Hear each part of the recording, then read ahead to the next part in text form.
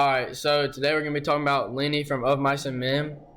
It is greatly implied that he has autism through his behavior and actions in the book.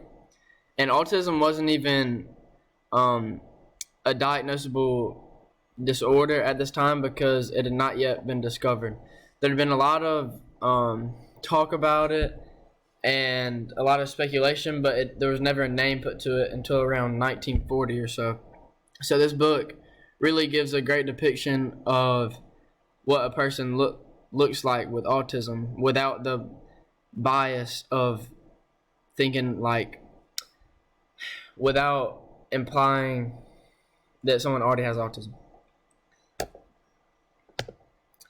Alright, so autism, it's also known as autism spectrum disorder or ASD, refers to a broad range of conditions characterized by three things. So the first is going to be speech and nonverbal communication. The second is going to be social skills, and the third is repetitive behaviors.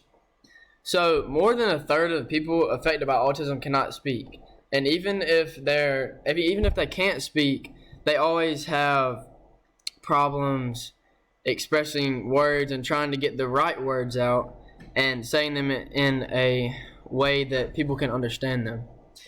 And even if they can speak, their expressions are not meant to be taken literally because they cannot control their emotions, and it's very hard for them to control the output of what it's going to sound like and just the overall connotation of their words. So the second point, social skills. They always have trouble with social skills because they cannot express and interpret others' emotions the way a normal human can, and they become uncomfortable around others because they lack social skills, so it's very hard for them to control themselves. They all possess repetitive behaviors also. Their behaviors include continuous body movements and fidgeting with objects. So there's another disorder called Tourette's, where people have fidgeting habits where they just twitch all the time. Well, theirs is similar to that, but just with body movements and just certain habits. So Lennie, the character that I'm focusing on, he's a main character in Of Mice and Men, which is a realistic fiction book. It's actually based off of a true story. This dude named Steinbeck, he was autistic, but no one had diagnosed it, but they all noticed something weird about him. So his father figure is best friend George. He always takes care of him. He always tries to look after Lennie, but it eventually just becomes too much of a burden, and Lennie has to start doing stuff on his own. So he works on this farm, and on the farm he messes with the owner's wife and ends up killing her accidentally because he cannot control his strength.